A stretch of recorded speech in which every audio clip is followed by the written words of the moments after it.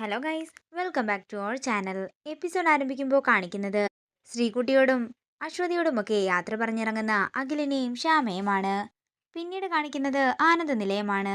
വസുന്ധര സമയം ഇത്ര ആയതുകൊണ്ട് ഇനി ജോലിയൊന്നും ചെയ്യണ്ടെന്നും പോയി കിടന്നോളാനും അമൃതയോട് പറയുമ്പോൾ അങ്ങോട്ടേക്ക് ഐശ്വര്യ വരികയാണ്. അമ്മേ, ഇതുവരെ അരുൺ എത്തിയിട്ടില്ല. സമയം കണ്ടില്ലേ, 11 കഴിഞ്ഞു. എന്നിട്ട് നീ എന്താ ഇതുവരെ വിളിച്ചു നോക്കാഞ്ഞതെന്ന് വസുന്ധര ചോദിക്കുമ്പോൾ വിളിച്ചിട്ട് കിട്ടുന്നില്ലെന്ന് ഐശ്വര്യ പറയുന്നു. അത് പിന്നെ ഐശ്വര്യെ, അവൻ ഏതെങ്കിലും കൂട്ടുകാരന്റെ വീട്ടിൽ പോയതായിരിക്കുമെന്ന് അമൃത പറയുമ്പോൾ ബോയ് ഫ്രണ്ടാണോ ഗേൾ ഫ്രണ്ടാണോ എന്ന് കണ്ടറിയാമെന്ന് ഐശ്വര്യയും പറയുന്നു. ഇപ്പൊ നീ എന്താണെങ്കിലും ചെന്ന് കിടക്കാൻ നോക്ക്, അരുൺ വരുമെന്ന് വസുന്ധര പറയുമ്പോൾ ഐശ്വര്യ പറയുകയാണ്, അമ്മേ, ഞാനൊരു കാര്യം പറയാം. അമ്മ പറഞ്ഞാലേ അരുൺ കേൾക്കൂ. അമ്മ അരുണിന് താക്കീത് കൊടുക്കണം. എന്ത് താക്കീതെന്ന് വസുന്ധര ചോദിക്കുമ്പോൾ ഐശ്വര്യ പറയുകയാണ്, അന്ന് ആ സ്ത്രീകുട്ടിയെ പിടിച്ചുകൊണ്ടുപോയ അന്നുണ്ടല്ലോ, ഞാനേ ഒരു സ്ത്രീ രൂപത്തെ ഗേറ്റിന്റെ അടുത്ത് കണ്ടതാ. അത് ആരാണെന്നും എന്താണെന്നും ഒന്നും അമ്മ അരുണിനോട് അന്വേഷിച്ചില്ലല്ലോ. അത് അശ്വതി തന്നെയാണെന്ന് എനിക്ക് ഉറപ്പാ. ഐശ്വര്യെ, ആവശ്യമില്ലാത്ത സംശയങ്ങളൊന്നും മനസ്സിൽ കയറ്റി വെക്കണ്ടെന്ന് അമൃത പറയുന്നു. തുടർന്ന് വസുന്ധര പറയുകയാണ്, ആവശ്യമില്ലാത്ത വർത്തമാനമൊന്നും വേണ്ട, രണ്ടുപേരും പോയി കിടക്കാൻ നോക്ക്. തുടർന്ന് അമൃതയും വസുന്ധരയും പോകുമ്പോൾ ഐശ്വര്യ പറയുകയാണ്, ഓ, സ്വന്തം മോനായതുകൊണ്ടായിരിക്കും അമ്മ ഇങ്ങനെയൊക്കെ പറഞ്ഞിട്ട് പോയത് എന്ന് കരുതി എനിക്ക് എൻ്റെ ജീവിതം വിട്ടുകളയാൻ പറ്റില്ലല്ലോ. അരുൺ എവിടെയാണെന്ന് എനിക്ക് എന്താണെങ്കിലും അറിയണം. പിന്നീട് കാണിക്കുന്നത് ശ്യാമയുടെ വീടാണ്. എസ് ഐ അഖിലിനെ വിളിക്കുകയാണ്. ഫോൺ വെച്ചതിന് ശേഷം ശ്യാമ എന്തെങ്കിലും വിവരം കിട്ടിയോ എന്ന് ചോദിക്കുമ്പോൾ അവർ ചോദിച്ചിട്ടും നാടോടികള് ഇതുവരെ ഒരു മറുപടിയും പറഞ്ഞിട്ടില്ലെന്ന് അഖിൽ പറയുന്നു. എന്നാലും അഖിൽ സാർ, നമ്മുടെ ശ്രീകുട്ടിയെ ആരായിരിക്കും നാടോടി സംഘത്തിന് പിടിച്ചു കൊടുത്തത്?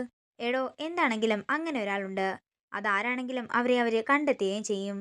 അതേസമയം അഖിലിന്റെ ഫോണിലേക്ക് ഐശ്വര്യ വിളിക്കുകയാണ്. അഖി ഇതുവരെ ഉറങ്ങിയില്ലായിരുന്നോ എന്ന് ഐശ്വര്യ ചോദിക്കുമ്പോൾ ഇല്ലെന്നും എസ് ഐ വിളിക്കുകയായിരുന്നെന്നും ഐശ്വര്യയോട് അഖിൽ പറയുകയാണ്. എസ് ഐയോ? എസ് ഐ എന്തിനാ അഖിലിനെ വിളിക്കുന്നതെന്ന് ഐശ്വര്യ ചോദിക്കുമ്പോൾ അത് പിന്നെ ശ്രീകുട്ടിയെ കടത്തിക്കൊണ്ടുപോകാൻ നമ്മുടെ വീട്ടിൽ നിന്ന് ആരോ സഹായിച്ചിട്ടുണ്ടെന്നാ എസ് ഐ പറയുന്നത്. അതിന്റെ അന്വേഷണങ്ങളും നടക്കുന്നുണ്ട്. എന്നാലും ആരായിരിക്കുമെന്ന് ഞങ്ങൾ ചിന്തിക്കുകയായിരുന്നു. ഇത് കേൾക്കുന്ന ഐശ്വര്യ ഒരു ഞെട്ടലോടെ നിൽക്കുകയാണ്. പോലീസിന്റെ ഓരോ സംശയങ്ങളല്ലേ, അന്വേഷണമൊക്കെ നടക്കട്ടെ. അല്ല, ഞാൻ അഖിയെ വിളിച്ചത് മറ്റൊരു കാര്യത്തിനാണ്. അരുൺ ഇതുവരെ വീട്ടിലെത്തിയിട്ടില്ല. എവിടെയെങ്കിലും പോകുന്ന കാര്യം നിന്നോട് പറഞ്ഞിട്ടുണ്ടായിരുന്നോ? ഇത് കേൾക്കുന്ന അഖിൽ പരിഭ്രാന്തിയോടെ ശ്യാമയെ നോക്കുകയാണ്. അത് പിന്നെ ഏട്ടത്തി, ശ്രീകുട്ടിയുമായിട്ട് ഏട്ടനുണ്ട്. അത് അരുൺ എന്തിനാ ശ്രീകുട്ടിയുടെ ഒപ്പം നിൽക്കുന്നതെന്ന് ഐശ്വര്യ ചോദിക്കുമ്പോൾ അത് പിന്നെ മൊഴിയെടുക്കാനും പിന്നെ വൈദ്യപരിശോധനയും ഒക്കെ തന്നെയുണ്ട്. അതിന് അടുത്തറിയാവുന്ന ആരെങ്കിലും വേണമല്ലോ. എനിക്കും ഷാമിക്കും നല്ല യാത്രാക്ഷീണമുണ്ട്. അതുകൊണ്ടാ അരുണേട്ടൻ അവരുടെ ഒപ്പം പോയതെന്ന് ഐശ്വര്യയോട് അഖിൽ പറയുകയാണ്. എന്തെങ്കിലും പ്രശ്നം വരുമ്പോ അമ്മയും മക്കളുമെല്ലാം ഒറ്റക്കെട്ടാ എന്ന് പറഞ്ഞ് ദേഷ്യത്തോടെ ഐശ്വര്യ കോള് കട്ട് ചെയ്യുകയാണ്. എന്താണെങ്കിലും മോളെ രക്ഷിച്ചിട്ട് അരുൺ ഇങ്ങോട്ട് വരട്ടെ. എന്താ ചെയ്യേണ്ടതെന്ന് എനിക്കറിയാം. പിന്നീട് കാണിക്കുന്നത് അശ്വതിയുടെ വീടാണ്. അരുൺ യാത്ര പറഞ്ഞ് ഇറങ്ങാൻ ഒരുങ്ങുന്നുണ്ടെങ്കിലും ശ്രീകുട്ടി അരുണിനെ കെട്ടിപ്പിടിച്ച് പോകാൻ സമ്മതിക്കുന്നില്ല. എന്താണെങ്കിലും അങ്കിള് പോകണ്ട, ഞാൻ വേണമെങ്കിൽ മുത്തശ്ശിയെ വിളിച്ച് പറഞ്ഞോളാം എന്ന് പറഞ്ഞുകൊണ്ട് അശ്വതിയെയും അരുണിനെയും ഇരുവശത്തിരുത്തി നടുക്കിരിക്കുകയാണ് ശ്രീകുട്ടി. അതേസമയം അരുൺ അശ്വതിയുടെ കഴുത്തിൽ താലി കെട്ടിയതും ആദ്യമായി കണ്ടതും ഒക്കെ തന്നെ ഓർക്കുന്നു. തുടർന്ന് ശ്യാമ പെട്ടെന്ന് അരുണിന്റെ ഫോണിലേക്ക് വിളിക്കുകയാണ്. അരുണേട്ടൻ ഇപ്പോഴും ഗസ്റ്റ് ഹൗസിൽ തന്നെയാണോ എന്ന് ചോദിക്കുമ്പോൾ അതേയെന്നും ശ്രീകുട്ടി എന്നെ പോകാൻ സമ്മതിക്കുന്നില്ലെന്നും അരുൺ പറയുന്നു. തുടർന്ന് ശ്യാമ പറയുകയാണ്, അരുണേട്ടന്റെ ഫോണിലേക്ക് ഇപ്പോ ഐശ്വര്യട്ടത്തി വിളിക്കും. അഖിൽ സാറിന്റെ ഫോണിലേക്ക് വിളിച്ചിട്ടുണ്ടായിരുന്നു. അരുണേട്ടൻ ശ്രീകുട്ടിയുമായിട്ട് ഹോസ്പിറ്റലിലാണെന്നാ അഖിൽ സാർ പറഞ്ഞത്. മെഡിക്കൽ ചെക്കപ്പ് വേണമെന്ന് പോലീസുകാർ അറിയിച്ചെന്നാ അഖിൽ സാർ പറഞ്ഞിട്ടുള്ളത്. ഏട്ടാ, ഏട്ടത്തി വിളിക്കുകയാണെങ്കിൽ വേറെ ഒന്നും മാറി പറയരുതെന്ന് ശ്യാമ പറയുമ്പോൾ ഇല്ലെന്ന് പറഞ്ഞ് അരുൺ കോള് കട്ട് ചെയ്യുന്നു. അതേസമയം ഐശ്വര്യ അരുണിന്റെ ഫോണിലേക്ക് വിളിക്കുന്നുണ്ടെങ്കിലും ശ്യാമ പറഞ്ഞതുപോലെ അരുൺ പറയുകയാണ്. അരുൺ ശ്രീകുട്ടിയുടെ കയ്യില് ഫോൺ കൊടുത്തേ, എനിക്ക് സംസാരിക്കണമെന്ന് ഐശ്വര്യ പറയുന്നു. മോൾ എവിടെയാണെന്ന് ചോദിക്കുമ്പോൾ എന്തു പറയണമെന്നറിയാതെ നിൽക്കുകയാണ് ശ്രീകുട്ടി.